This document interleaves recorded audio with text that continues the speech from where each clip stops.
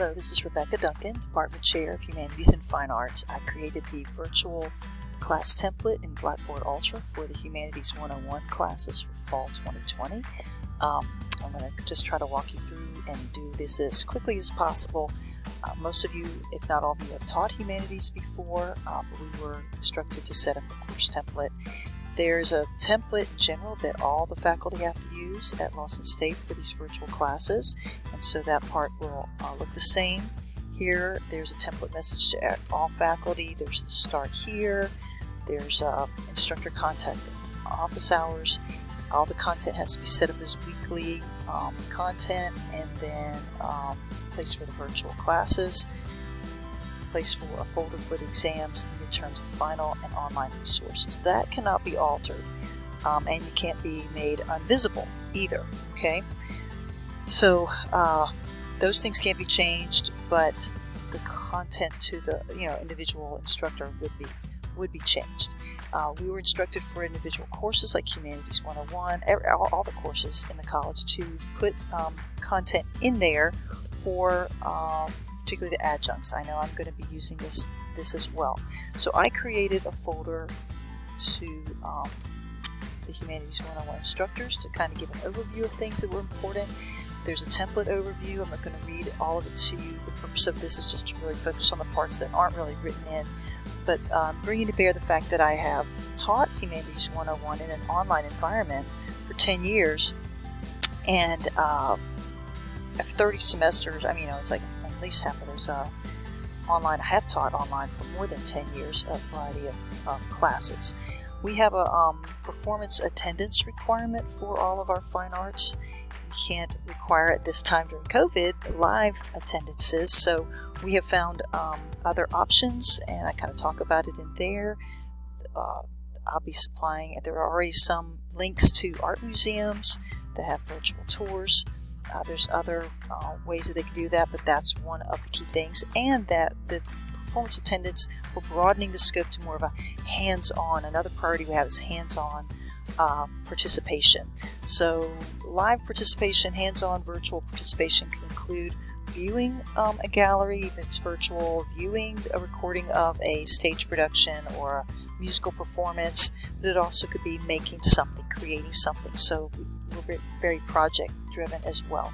So you'll see that incorporated in and even if you change what type you want to do, there still has to be that. We will take reports at the end of each semester, and all the instructors have to report in on how their students fulfilled this performance requirement, okay, whether it was through a hands-on project or some sort of virtual attendance viewing.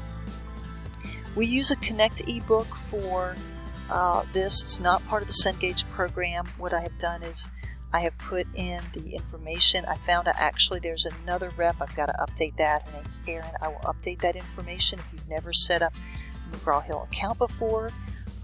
But it has got so many things for the students in there, and that's how they access. But you have to set it up, or the students that buy the Connect ebook do not have access to the chapters. So it's really important. You don't have to force everybody to get an ebook. You do have to set it up, and the reps at McGraw-Hill are super helpful with that. There's some webinars, and you can schedule training sessions, but you do have to set it up. Okay, I have a virtual class syllabus template. I've already sent that to you, so you can kind of see that. Once you fill that in for your class section and make any changes to your weekly schedule, put your contact in, then you would upload it here. Attendance is a big deal. You'll hear more about it, but that first week attendance is so critical. The students will be dropped from your class if they aren't recorded as attending. We have to have something to establish their attendance. We're trying to get all the students to do the course syllabus agreement, but if they do something else like a quiz or attend a live class, anything that shows activity in the class counts, and that's super important. Okay, I'm going to skip down to the part that's really key here. As I say in the little template overview, what I have done is I've tried to give you core materials and some samples. Okay, so chapter 1, week 1, most things are by structured by chapters, but then I have those project weeks. weeks. Sometimes I've given an extra week to a particular genre. So if you wanted more than a week on paintings, you could push, sculpture down into the project week while they work on their project. They could be, you could be teaching about sculpture, or you can combine the literature into one. You can shift a little. There's some flexibility, but this is the content that should be covered. If you see a chapter that you would rather do, I may or may not. I have PowerPoints, I think, on every chapter, but I don't have quizzes for everything.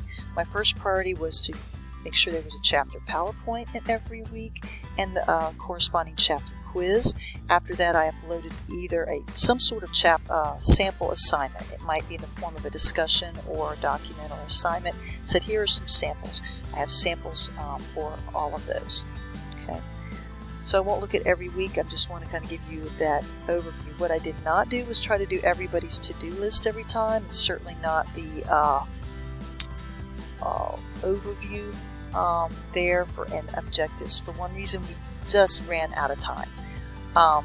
And you need to overview with your students what your focus is. If I have time to insert course objectives later, I will do that, but just trying to get the core pieces. It's not a turnkey like you just walk in and everything's created. It's got a structure and outline, some basic materials, but it also gives you the freedom to modify or create or do different projects or assignments based on the fact that you have taught this before, and you would have some of those.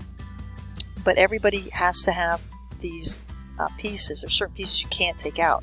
You cannot take out the overview and weekly to-do list. You can't take out instructional materials. You may not always have an assignment and a separate assessment, like a quiz, but you have to have something. You don't have to have an assignment and a discussion board and a quiz, particularly because you may do a lot of discussions inside of your live classes.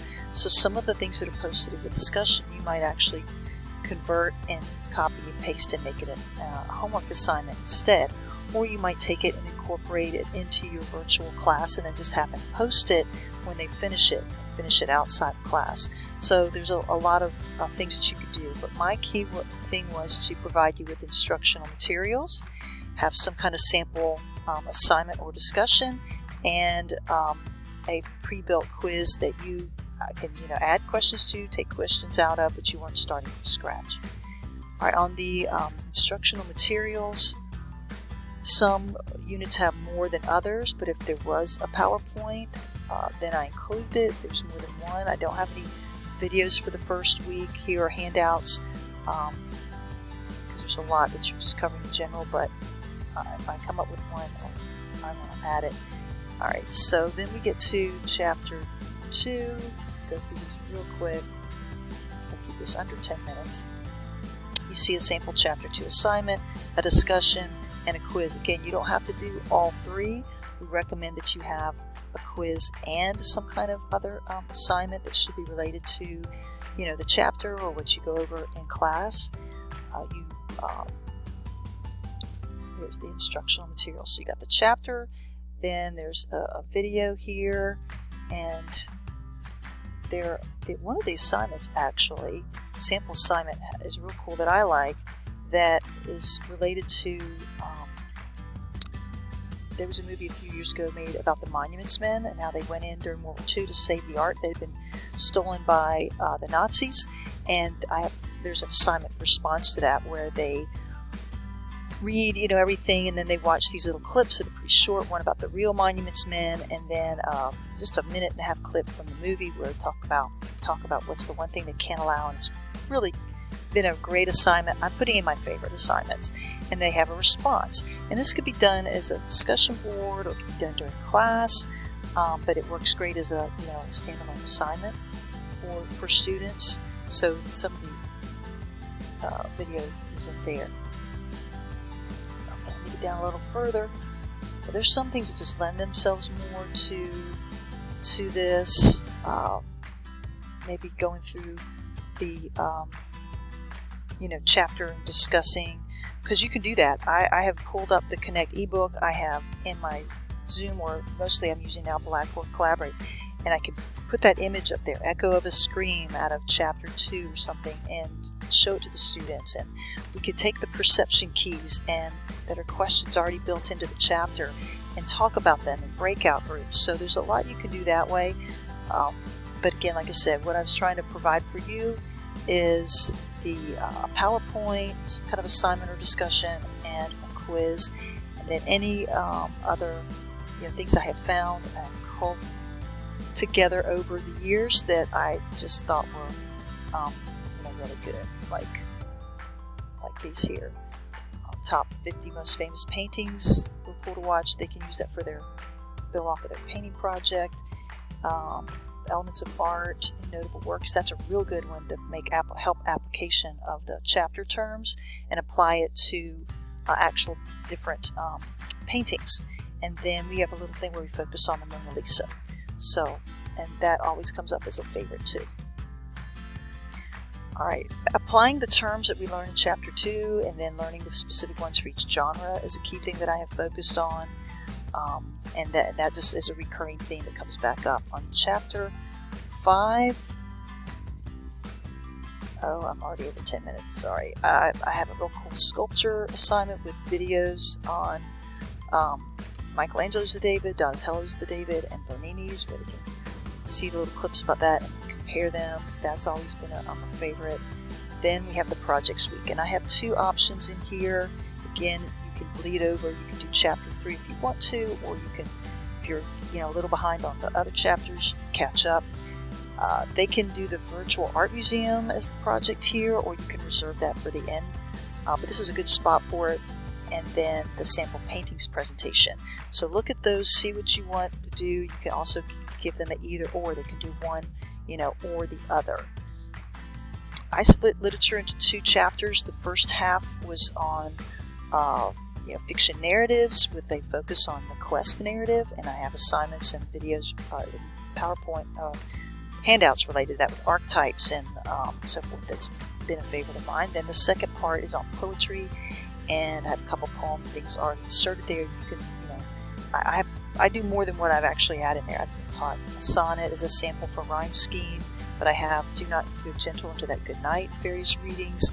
I have the Tiger and the Lamb comparison activity I've used over the years, so that's in there. And then midterms. Now I don't have a lot of content in the folder. The exams are actually down here in this folder, and there's instructions, because if you haven't done ProctorU before, you're going to need to read that before your students do, and you have to schedule those 2 to 3 weeks out if you're going to use the proctoring service. And the key thing on that is you have 2 big options for having your exams proctored. ProctorU is one that's built in and paid for, okay, but you've got to set up an account, you've got to be ahead of the game on that, but at least you don't have to create a midterm from scratch. So there's a sample in here, or you can just keep it hidden and create your own. But there's, you've got to read the directions about it, because it's not super easy, and there has to be some sort of password set up. And yeah, the other option is to do the feature called Respondus Lockdown. But the students, if they've had any tech trouble with ProctorU, they're going to have the same tech trouble with the Respondus Lockdown browser. Please tell students up front that they have to have their own personal computer. They can't use somebody's work computer. They won't allow them to install what they need. And Chromebooks may work with Blackboard, but they don't work with the proctored sets of tests. So that's a thing you really need to be aware of. There's also a sample final exam. And so they can be modified if you want to change a section or tweak something, but again, you don't have to start from scratch. So the rest of them are laid out that way. If you want, I think there might be some study guides if I had made some that were in a printable or uploadable fashion. You can decide that week how you want to do, review. I've done review activities. I just didn't put every single thing I've ever done in there. Theater, music project, photography, cinema. Final project. You want to have them. You want them to be thinking about that early. So whatever you decide to do, make sure that by the end of the music project, you have introduced the final project, which is more involved. And if you want to save the virtual art museum tour as an option to the slideshow, or just how you ever want to do that, or if you want to do something completely different. But they need to kind of submit that proposal early. You'll see some of that language sometimes. Sometimes I have stuff in the to-do, and sometimes I just didn't have time. I may have missed some along the way, and then again, finals. Alright, so you can tweak things, and you're not starting from scratch. All the basic things are new. That's the main idea. You need to, also I did not put due dates in, okay, because this is a template that we may be used again for the spring, who knows, and certainly could be used. So there's no due dates. You have to set them. And you have to go back in and make sure that what you want to be visible and what you want to be hidden is. You've got to put in your own textbook links here, and then once you do that, of course, you would want to make them visible. Anything that I created and added in, I made mostly they should all be hidden so that it's your call as to when or if they get shown. Okay, that's the kind of stuff that you'll have to do and just stay, you know, at least a week or two out ahead of your students, you know, in this. Okay, well, I hope that that really helps you get a sense of what the template provides for you, what your flexibility is, and what you're going to need to, you know, make sure that you take care of, because that was all the time I had, and it's a template that's supposed to be usable for a while. So yeah, that's it. I hope that you can enjoy teaching the course without having to create everything from scratch, and that you'll, you know, get adjusted to this new format pretty easily. But it's important to be out ahead of the students most of all.